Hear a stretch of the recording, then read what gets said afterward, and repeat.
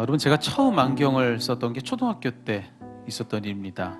안경을 썼던 그 첫날, 여러분, 그날의 기억이 지금도 제게 생생합니다. 지금은 없어졌어요. 그런데 대전고등학교 대흥동에 대전고등학교 앞에 보면은 안경원이 그렇게 거기 하나 있었어요.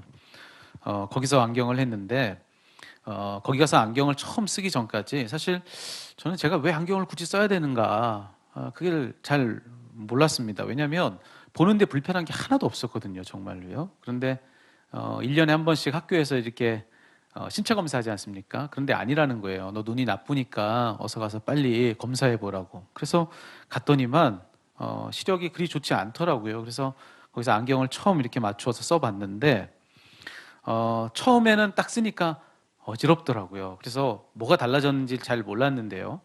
안경을 이렇게 딱 쓰고 나서 가만히 이렇게 주변을 돌아보는데요. 세상이 달라져 보이더라고요. 세상이. 그간의 흐릿했던 것들이 다 또렷이 이렇게 보이기 시작하는데요. 제가 저희 어머니하고 같이 안경을 하러 갔거든요. 제가 거짓말 조금 보태서 제가 저희 어머니가 어떻게 생겼는지 그날 처음 봤습니다. 예. 그 정도로 막 세상이 한순간에 막 달라지는 거예요.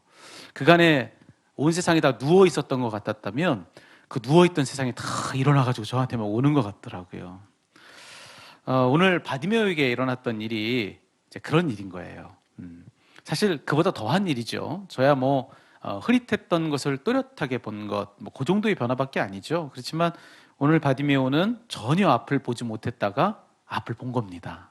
자기 눈앞에 소리만 들리던 세상이었는데 그 모든 게 눈에 보이기 시작하는 그런 변화가 그에게 일어난 겁니다.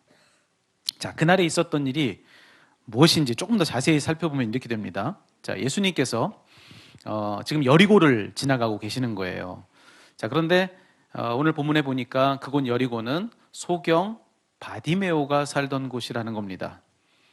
자, 여러분, 예수님이 자기 고을에 오셨다는 그 소식을 들은 바디메오, 여러분, 그가 어땠을까요? 그 소식을 듣고서 예수님이 정말로 메시아시라면, 정말로 소문대로 메시아가 맞다면 그는 그냥 가만히 있을 수가 없는 겁니다. 왜 그러냐면, 자, 오래전 예언자들이 장차 있을 메시아의 표징으로 뭐라고 얘기했냐면, 특별히 이사야 35장 말씀해 보니까 그때의 맹인의 눈이 밝을 것이며 이렇게 되어 있습니다.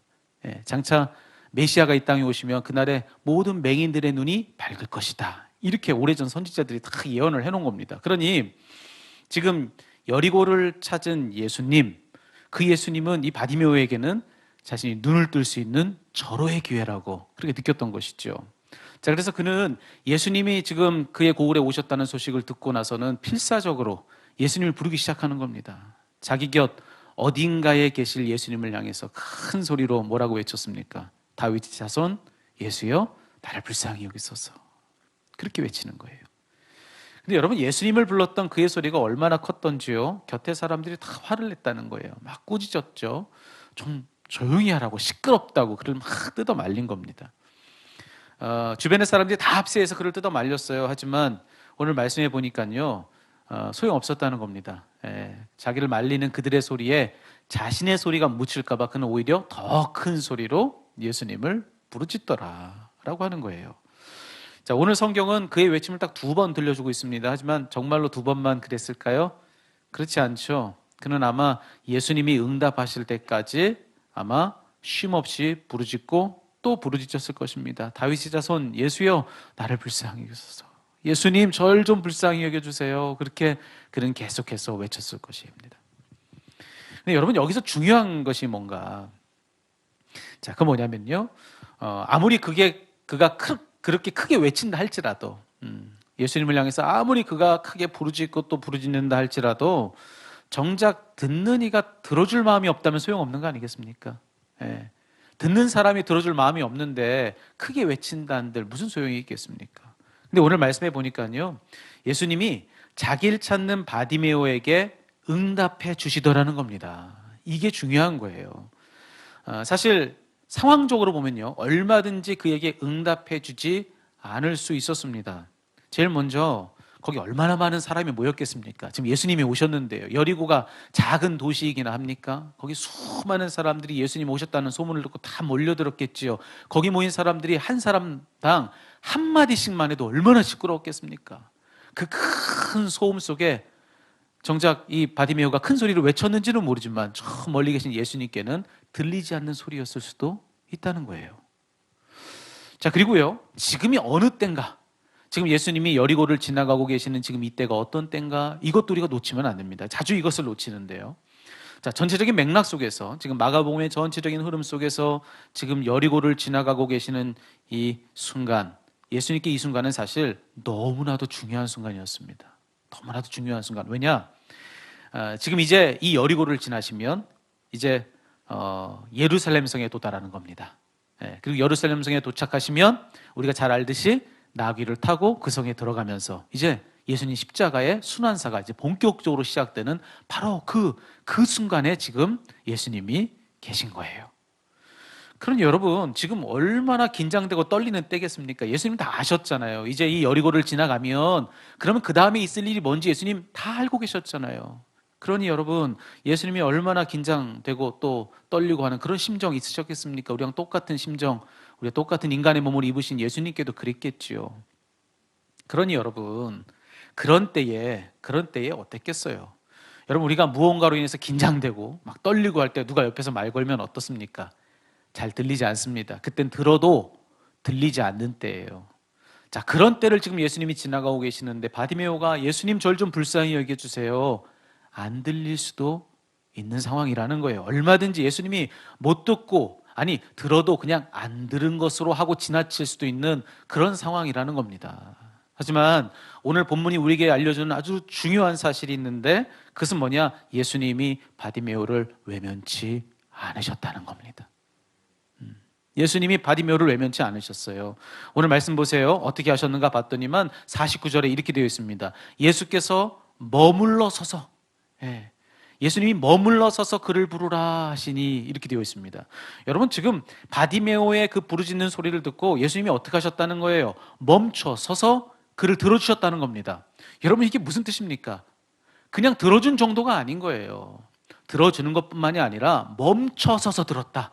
그러면 이게 무슨 뜻이냐면 주목해서 들어준 겁니다. 주목해서 들어줬다.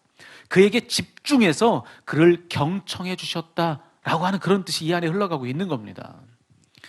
근데 여러분, 여기 이 대목에서요, 우리는 예수님이 실제로 누구신가라고 하는 것을 놓치면 안 됩니다. 여러분, 예수님이 누구시죠? 그분은 온 땅과 하늘, 그리고 그 가운데 있는 모든 것들을 다 지으신 천주의 창조주시잖아요. 천지의 창조주. 또 그분은요, 온 우주를 다스리고 계시는 온 우주의 통치자이십니다. 지존자. 그분이 바로 예수님이십니다. 그렇게 크고 높으신 분이 예수님이신데 그런 예수님이 지금 고작해야 이 땅의 사람들 중에 하나, 그들 중에서도 겨우 그저 거린에 불과한 소경 바디메오가 뭐라 한 것을 들으려고 멈춰주셨다? 여러분, 이게 지금 말도 안 되는 일이 일어난 겁니다. 말도 안 되는 일인 거예요, 사실. 여러분, 사실 지금껏 바디메오가 살면서요, 자기 말을 경청하려고 멈춰준 사람이 아무도 없었을 것입니다. 그는 지금까지 늘 거린으로서의 그런 비참한 삶을 살면서 다른 사람들에게 외쳤을 거예요. 날 좀 도와달라고. 누가 멈춰줬을까요? 누가 멈춰서 그의 말을 경청해 주었을까요? 아무도 그리 해주지 않았을 것입니다. 그런데 누가요? 하나님이, 천지의 창조주이시고 온 우주의 통치자이신 그분이 이 바디메오가 내는 그 작은 소리에 응답하기 위해서 멈춰서 그를 경청해 주셨다라고 하는 것이 오늘 본문이 우리에게 들려주는 이야기라고 하는 것입니다. 여러분은 여기 예수님이 그를 위해 멈춰 주셨다는 이야기를 우리 읽으면서 도대체 그 이유가 무엇일까? 여러분의 생각은 어떻습니까? 도대체 바디메오의 무엇이 예수님을 멈춰서게 했던 것일까? 그에게 무슨 이유가 있길래, 어떤 이유 때문에 예수님은 지금 그냥 그를 지나치실 수 없었던 것일까? 자, 이 답을 좀 우리가 찾아봤으면 좋겠습니다. 근데 사실 바디메오의 무엇을 이야기하기 전에 우리는 먼저 뭘 얘기해야 되느냐? 예수님이 스스로 가지신 바디메오에 대한 예수님 사랑, 그걸 먼저 얘기해야 됩니다. 예.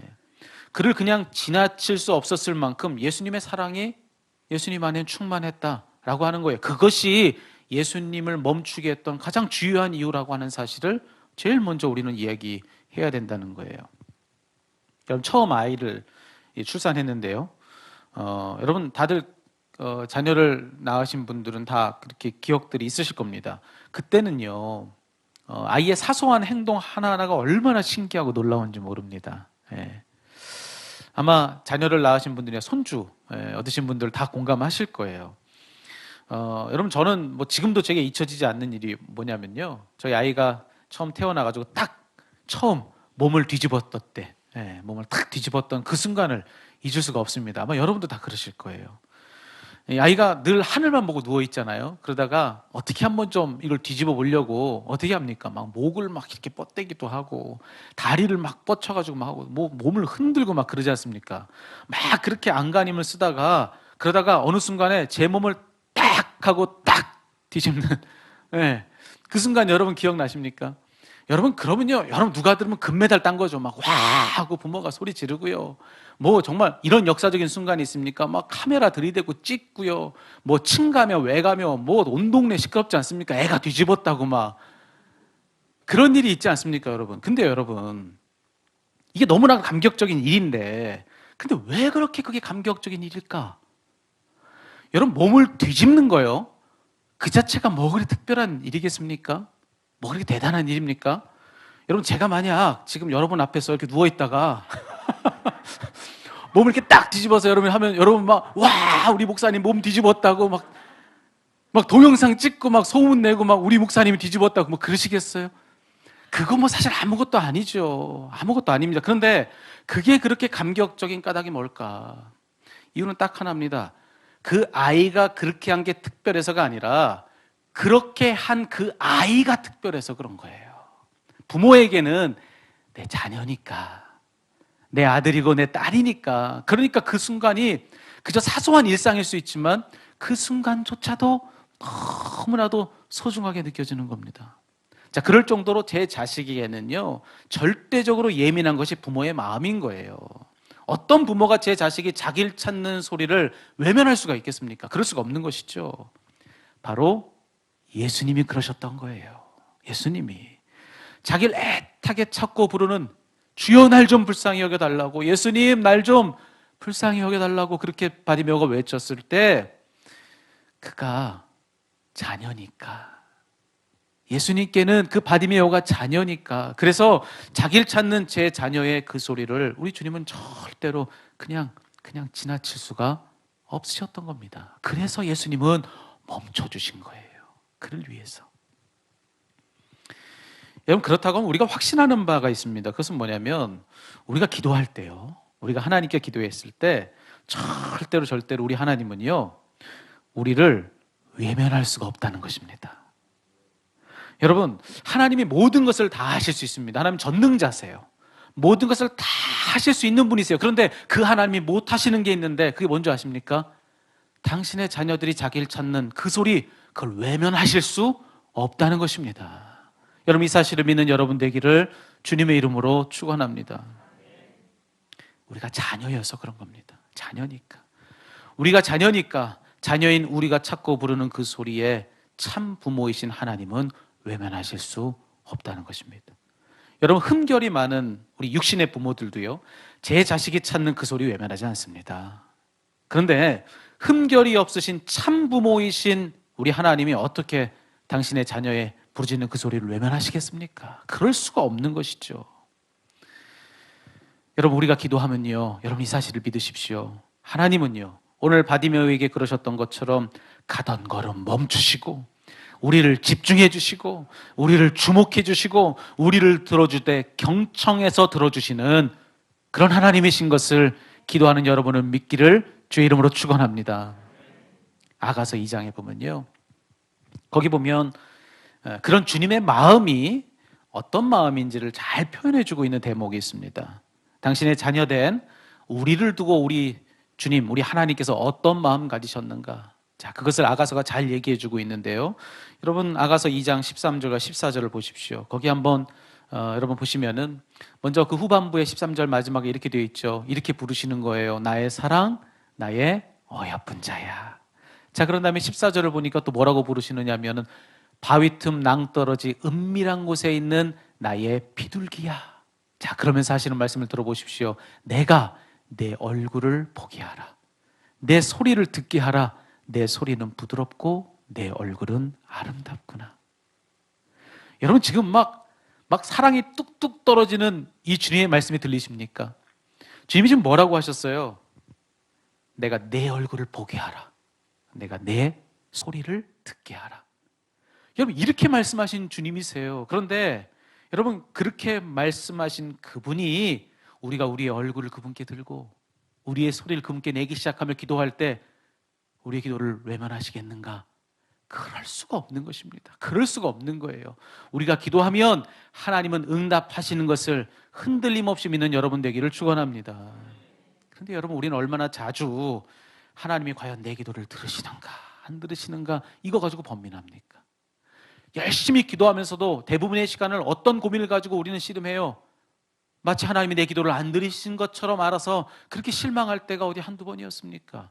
그런데 오늘 성경은 우리에게 뭐라고 얘기해 주고 있느냐? 그렇지 않다는 거예요. 그렇지 않다는 거예요. 우리가 기도하면 그러면 하나님은 우리의 기도를 외면치 않고 들으신다고 그렇게 우리에게 분명한 음성을 이 구절을 통해서 우리에게 들려주고 있는 것입니다. 저는 하나님이 그러실 것 같아요. 우리가 기도하면 하나님이 어찌하실까? 여러분 이런 그림을 머릿속에 그리면서 한번 기도해 보십시오. 우리가 기도하면요 막 천국이 난리가 나는 겁니다. 시끌벅적해지는 겁니다. 우리 주님이 막 그러시지 않겠습니까? 야, 제가 기도했다. 드디어 기도했다. 제가 지금 기도했다. 여러분 자녀니까 우리가 몸 뒤집는 그 아이를 보고 그렇게 감격하듯이 여러분 당신을 향해서 기도하는 자기 자녀들을 보고 우리 하나님 기뻐하시지 않으시겠어요? 내 딸이 드디어 내게 기도했다. 내 아들이 드디어 나를 부르기 시작했다. 저의 얼굴을 보여주고 저의 목소리를 내게 들려주기 시작했다. 여러분 그렇게 막 기뻐하시지 않으겠습니까? 우리가 기도할 때 일어나는 사건은 바로 그것임을 믿고 여러분 담대하게 기도의 자리에 서는 여러분 되기를 축복합니다. 하나님은 그런 분이시라는 거예요. 우리가 기도하면 멈춰 서서 우리를 들어주시는 분, 우리를 주목하시고 경청해 주시고 우리의 기도를 한없이 기뻐해 주시는 분, 그런 그분이 여러분의 하나님이신 것을 믿으시기를 바랍니다. 그래서 우리는 담대하게 그 믿음 가지고 기도의 자리에 서는 것입니다. 여러분 그것 말고 또 다른 이유가 있을까? 오늘 본문 속에서 도대체 예수님을 멈추게 했던 그건 무엇일까? 가던 걸음 멈추고 바디메오를 주목하게 했던 또 다른 이유가 있을까? 혹 그 이유가 바디메오에게 있을까? 한번 고민해보고 이 말씀을 찾아보면요, 자, 알게 되는 또 다른 이유가 있습니다. 자, 바디메오 안에 어떤 이유가 있는가? 저는 그것이 바로 바디메오의 간절함 때문이다. 이렇게 이 구절을 좀 읽었습니다. 즉 예수님으로 하여금 가던 길도 멈추고 그를 주목하게 한 것은 무엇이냐? 다름 아닌 바디메오의 간절함. 그것이 예수님을 멈추게 한 것이다. 자, 그렇게 말씀을 드리고자 하는 것입니다.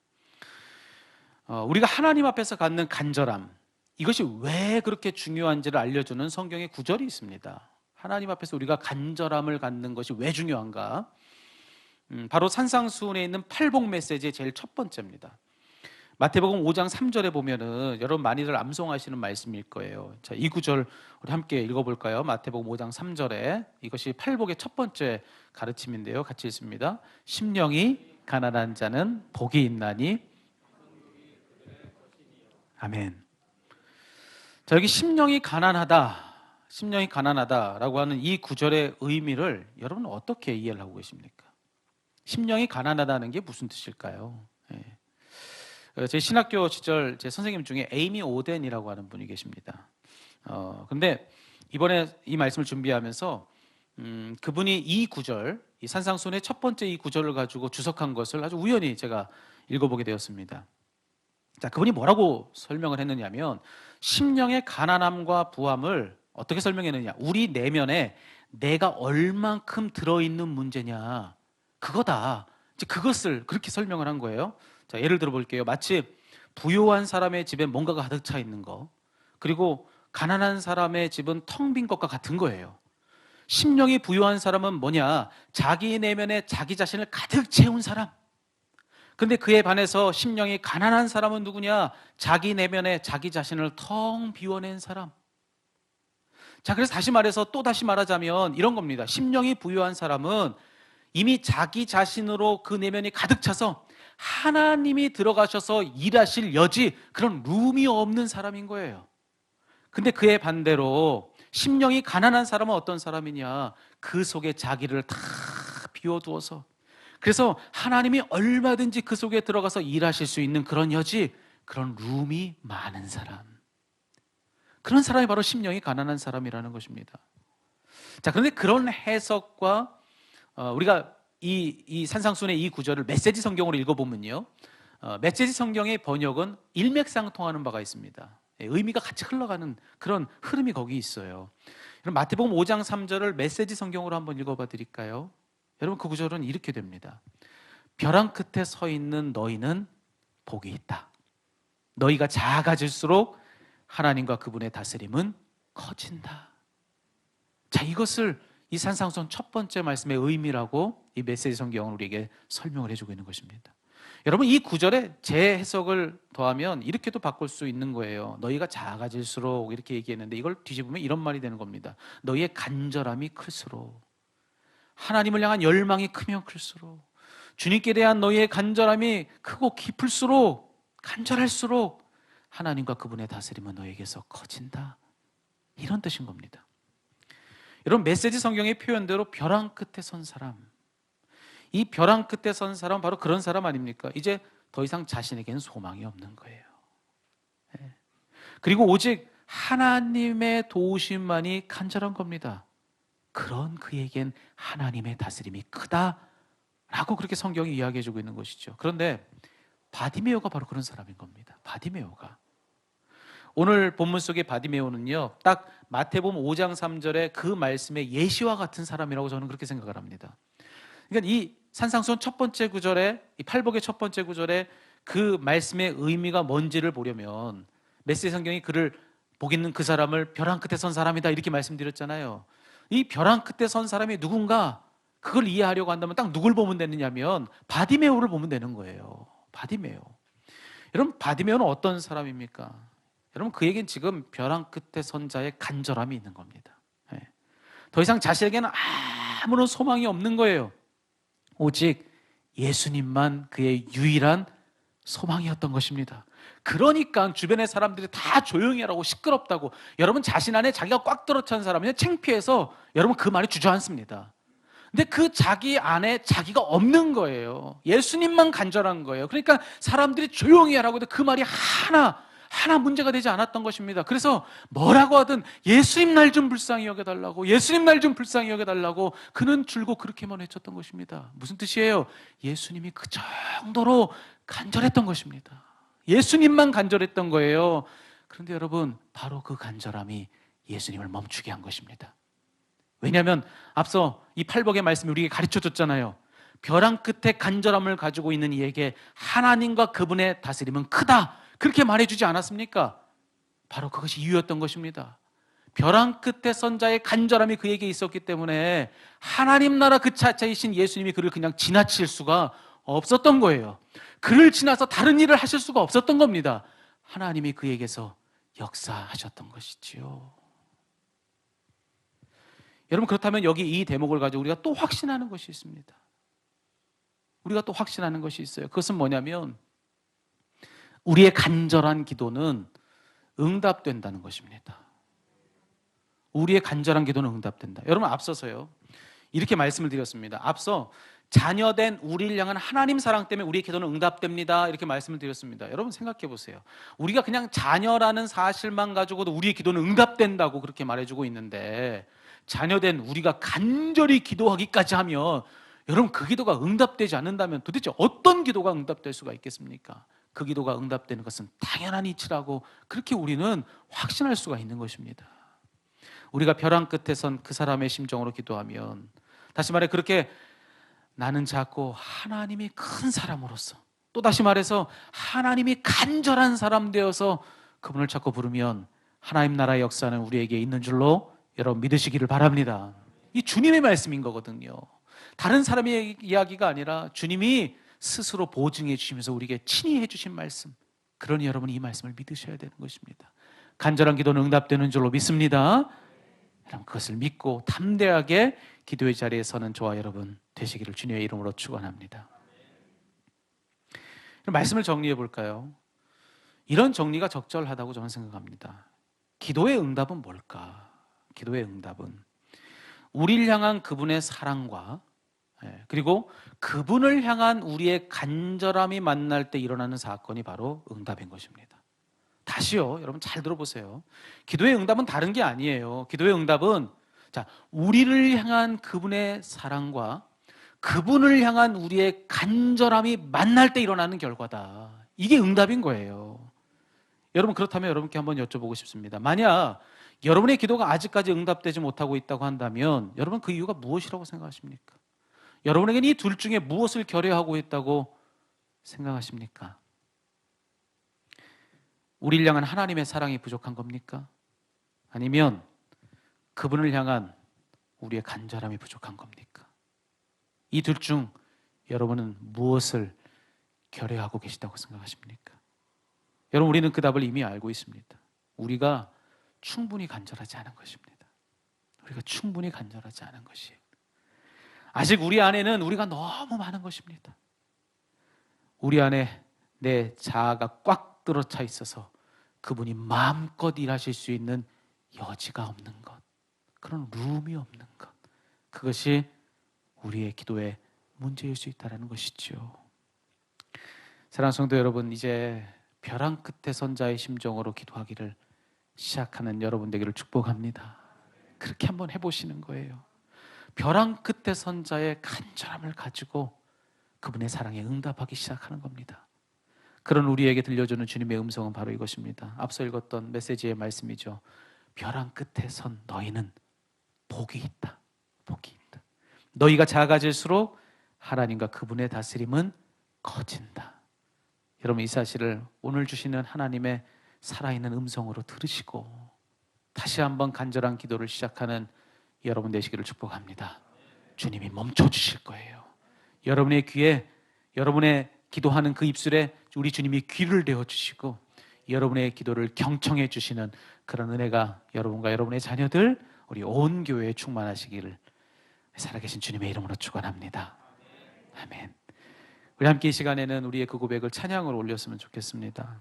여러분 이 찬양 여러분 모르시는 분들도 계실지 모르겠습니다. 하지만 이 찬양의 가사가 저는 오늘 이 말씀을 받은 우리의 고백이 되어야 된다고 생각해요. 여러분 이 고백을 가사의 의미를 한번 음미해 보시면서 그렇게 함께 우리 기도로서 그분께 올려봤으면 좋겠습니다.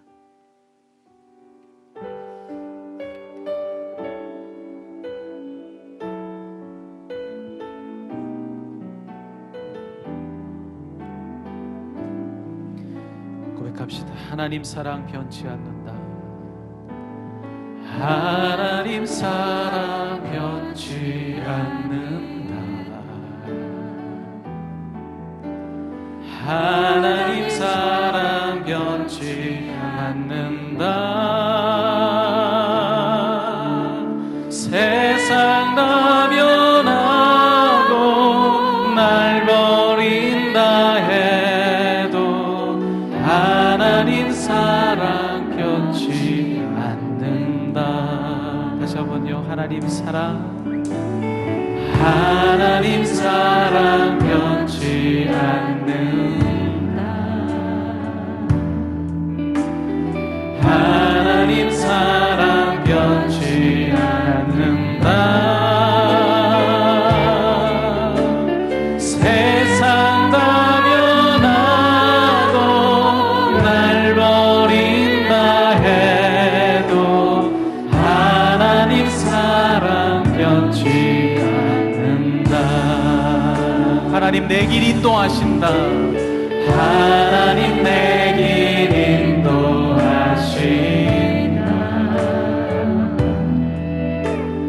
하나님 내 길 인도하신다.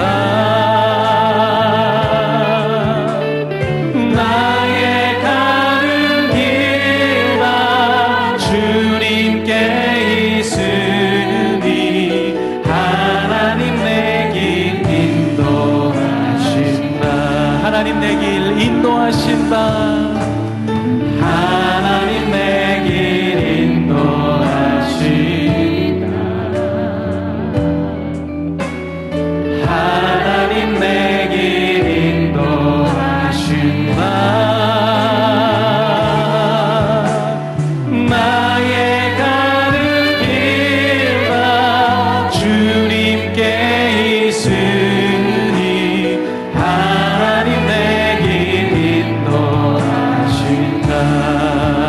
우리 목소리를 높여서 반드시 기도 응답하신다. 반드시 기도 응답하신다. 반드시 기도 응답하신다. 때론 나의 뜻과 다른 길이라도 반드시 기도 응답하신다. 우리 가슴에 손을 얹고 전해갑시다. 반드시 기도 응답하신다. 반드시 기도 응답하신다. 아멘. 반드시 기도 응답하신다.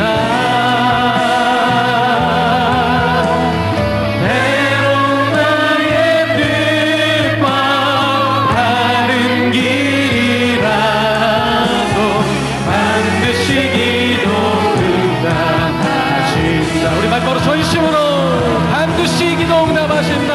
반드시 기도 응답하신다. 아멘. 반드시 기도 응답하신다. 때론 나의 뜻과 다른 길이라도 반드시 기도 응답하신다. 때론 나의 뜻과 다른 길이라도 반드시 기도 응답하신다.